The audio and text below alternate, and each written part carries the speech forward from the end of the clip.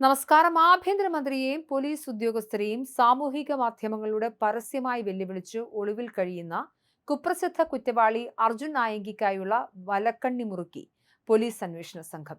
പ്രതിയെ ഏത് വിധേനയും പിടികൂടാൻ മൂവാറ്റുപുഴ ഡിവൈഎസ്പിയുടെ നേതൃത്വത്തിൽ രൂപീകരിച്ച 10 അംഗ പ്രത്യേക അന്വേഷണ സംഘം 3 ഗ്രൂപ്പുകളായി തിരിഞ്ഞ് സംസ്ഥാനത്താകെ വ്യാപക അന്വേഷണം ആരംഭിച്ചിട്ടുണ്ട്. ഒളിവിലിരുന്ന് ക്രമസമാധാന പാലകരെയും ആഭ്യന്തര വകുപ്പിനെയും തുടർച്ചയായി ഭീഷണിപ്പെടുത്തുന്ന തരത്തിൽ പോസ്റ്റുകൾ ഇടുകയും ശബ്ദ സന്ദേശങ്ങൾ പ്രചരിപ്പിക്കുകയും ചെയ്ത പശ്ചാത്തലത്തിലാണ് പോലീസ് നടപടി കടുപ്പിച്ചത്. ഇതിനിടെ ഇയാൾക്ക് കൊച്ചിയിൽ സുരക്ഷിതമായ ഒളിത്താവളമൊരുക്കിയ 2 കണ്ണൂർ സ്വദേശികളായ സുഹൃത്തുക്കളെ പ്രത്യേക അന്വേഷണ സംഘം കൊച്ചിയിൽ നിന്നും കസ്റ്റഡിയിലെടുത്തു. എന്നാൽ ഇയാൾക്ക് തങ്ങാൻ സൗകര്യമൊരുക്കിയതിൽ അപ്പുറം നിലവിൽ എങ്ങോട്ടാണ് കടന്നതെന്ന കാര്യത്തിൽ കസ്റ്റഡിയിലുള്ളവർക്ക് കൃത്യതയില്ല.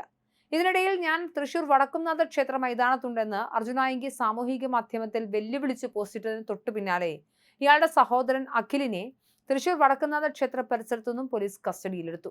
സഹോദരനെ നിലവിൽ തൃശൂർ പോലീസ് ക്യാമ്പിലെത്തിച്ച് രഹസ്യ കേന്ദ്രത്തിൽ അതീവ രഹസ്യമായി ചോദ്യം ചെയ്തു വരികയാണ്. അർജുന്റെ മൊബൈൽ ഫോൺ ലൊക്കേഷൻ തൃശൂർ നഗരപരിധിയിൽ കാണിച്ചതിനെ തുടർന്ന് സിറ്റി പോലീസ് അരിച്ചുപെറുക്കി പരിശോധന നടത്തി.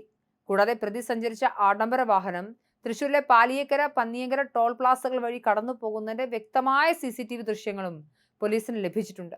എന്നാൽ എറണാകുളത്തിരുന്നാണ് മുൻപ് ഇൻസ്റ്റഗ്രാമിൽ ഭീഷണി പോസ്റ്റുകൾ പങ്കുവച്ചതെന്ന് കണ്ടെത്തിയെങ്കിലും പോലീസിനെ വഴിതിരിച്ചുവിടാൻ ഇയാളുടെ ഫോൺ മറ്റാരെങ്കിലും കൈവശം വെച്ച് യാത്ര ചെയ്യുകയാണോ എന്ന കാര്യത്തിലും പോലീസ് സംശയം പ്രകടിപ്പിക്കുന്നുണ്ട്. കഴിഞ്ഞ നിയമസഭാ തെരഞ്ഞെടുപ്പിന്റെ തലേന്ന് കോതമംഗലത്തെ റിസോർട്ടിൽ വെച്ച് ഇയാളെ കരുതൽ തടങ്കലിലെടുത്തതിന്റെ കടുത്ത വൈരാഗ്യത്തിലാണ് അർജുൻ കോതമംഗലം ഊന്നുകൽ SHOമാരെ സാമൂഹിക മാധ്യമങ്ങളിലൂടെ പരസ്യമായി ഭീഷണിപ്പെടുത്തിയത്. സംഭവത്തിൽ നൽകിയ മുൻകൂർ ജാമ്യാപേക്ഷ കേരള ഹൈക്കോടതി തള്ളിയതോടെയാണ് ഇയാൾ നാട് വിട്ട് ഒളിവിൽ പോയത്. നിലവിൽ പോലീസിന്റെ അറസ്റ്റ് തടയാനായി സുപ്രീം കോടതിയെ സമീപിക്കാനും പ്രതി വക്കീൽ വഴി നീക്കങ്ങൾ നടത്തുന്നുണ്ട്.